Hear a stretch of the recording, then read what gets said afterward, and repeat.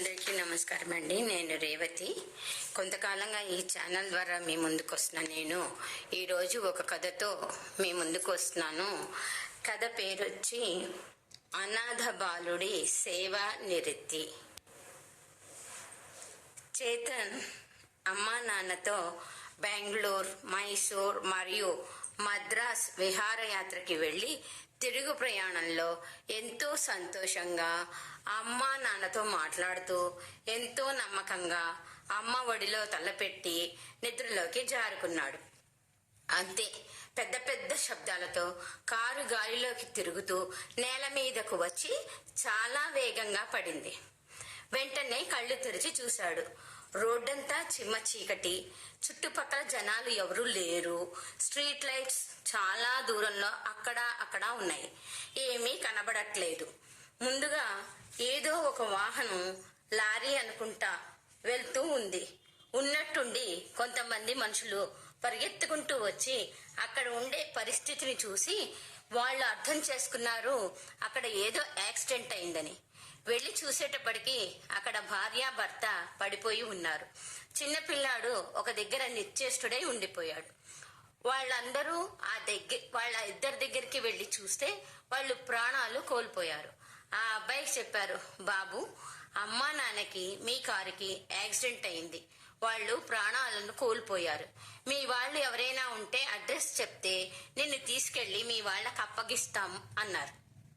ఆ అబ్బాయికి 5 ఏళ్ళు ఉంటాయి. ఎవరు ఆ అబ్బాయికి సరిగా గుర్తులేదు. ఇది ఎప్పుడు ఒక 50 ఏళ్ల క్రితం జరిగిన సంఘటన. ఆ రోజుల్లో ఫోన్లు లేవు. ఇంటి నెంబర్లు కూడా పిల్లలకి అంతగా నేర్పించాలని పెద్దవాళ్ళకి తెలిసేది కాదు. ఆ విధంగా ఆ పిల్లాడు చాలా కష్టాలు పడి ఎలాగో అలా పెరిగి పెద్దవాడయ్యాడు అక్కడే. ఆ అబ్బాయికి తెలియదు అమ్మా నాన్న వస్తారని ఎదురు చూస్తూ ఉన్నాడు. కానీ ఏదో ఒక వ్యాన్ వచ్చి ఆ అమ్మ వాళ్ళ నాన్నని తీసుకుని వెళ్ళింది. మళ్ళీ అది రాలేదు. వాళ్ళ అమ్మా నాన్న కూడా రాలేదు. ఆ అబ్బాయి ఎదురు చూస్తూనే ఉన్నాడు గత 50 ఏళ్ల నుంచి. అయితే ఆ చుట్టుపక్కల కొంత దూరంలో కొన్ని పాకలు వేసి ఉన్నాయి. ఆ పాకల్లో కొంతమంది మనుషులు ఉంటారు. వాళ్లే అప్పుడప్పుడు ఆ అబ్బాయి క్షేమ సమాచారాలు కనుక్కుంటూ ఉండేవారు. వాళ్ళకి ఆ అబ్బాయికి సహాయం చేసే అంత పరిస్థితి ఉండేది కాదు. ఆ అబ్బాయి ఎక్కడైతే యాక్సిడెంట్ జరిగిందో అక్కడే అలాగే కూర్చుని ఉండేవాడు. ఒకసారి రోడ్డు మీద ఎవరో మనుషులు కారులో వెళ్తూ గాజు సీసాలు నేల మీద జార విడిచి వెళ్లిపోయారు. వాటిని తీసి పక్కన పెట్టి రోడ్డుని శుభ్రంగా పెట్టేవాడు ఆ అబ్బాయి.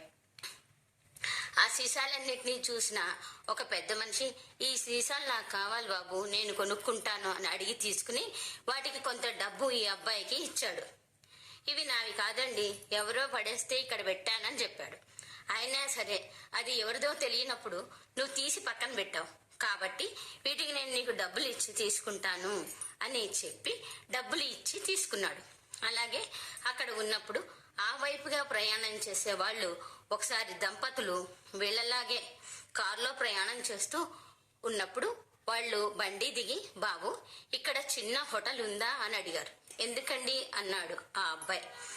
మా పాపకి 6 నెలలు, దానికి కొంచెం పాలు కావాలి అందుకని అన్నారు. నేను కొంత దూరంలో వెళ్ళి పాలు కొనుక్కు తెచ్చుకుంటాను, నా కోసం తీసుకున్న పాలు ఉన్నాయి, అవి మీ పాపకు తీసుకోండి అని ఇచ్చాడు.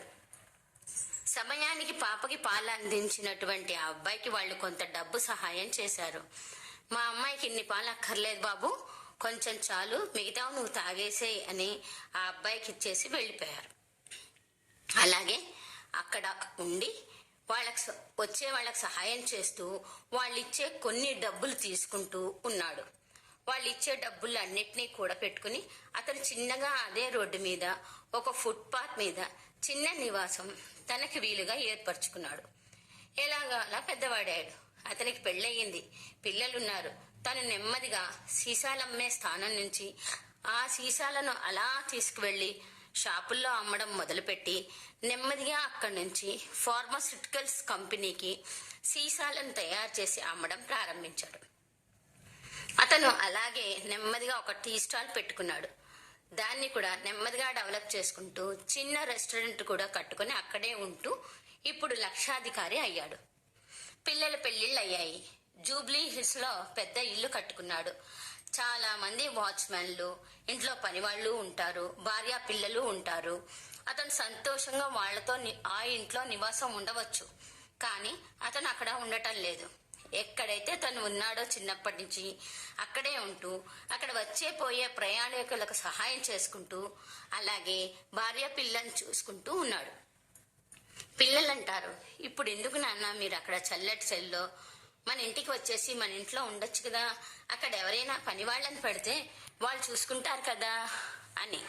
కావచ్చురా, కానీ నేను మా అమ్మా నాన్నని ఏ విధంగా కోల్పోయానో ఆ విధంగా ఎవరైనా వాళ్ళ పిల్లల్ని కోల్పోతే లేదా తల్లిదండ్రులని పిల్లలు కోల్పోయినా వాళ్ళకి నేను నా సహాయం చేసి వాళ్ళ స్థానంలో అంటే గమ్యస్థానానికి వాళ్ళని చేర్చాలని నా ఆశ ఆశయం అని చెప్తాడు.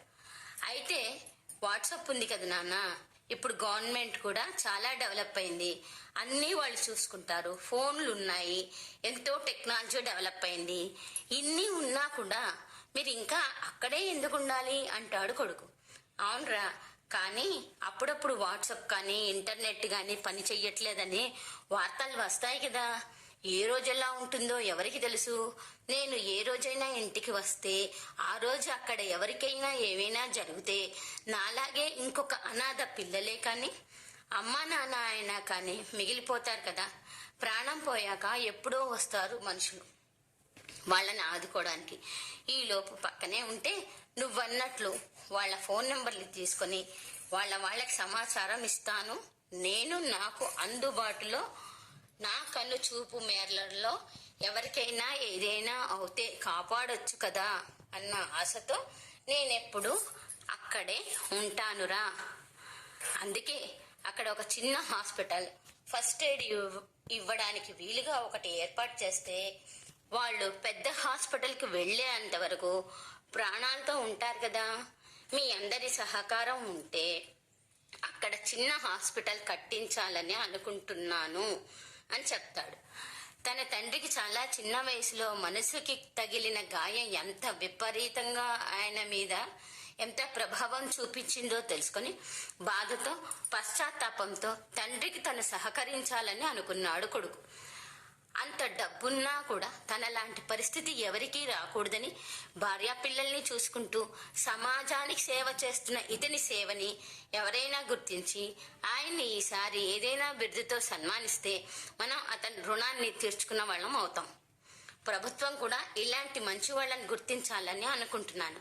అంతేకాని అందరిలో గుర్తింపు పొందిన వాళ్ళని కాకుండా ఇలాంటి వారిని ఏరి కోరి వాళ్ళని గుర్తిస్తే వాళ్ళ రుణం మనం తీర్చుకున్న వాళ్ళం అవుతాం. అతను ఏమీ ఆశించి ఈ పని చేయలేదు. తనలాంటి పరిస్థితి ఎవరికీ రాకూడదని అందరికీ సేవ చేసిన అతనికి మనమేమీ చేయలేం. 2 చేతులెత్తి దండం పెట్టడం తప్ప. నా ఛానల్ని లైక్ చేసి షేర్ చేసి సబ్స్క్రైబ్ చేయండి. Thank you.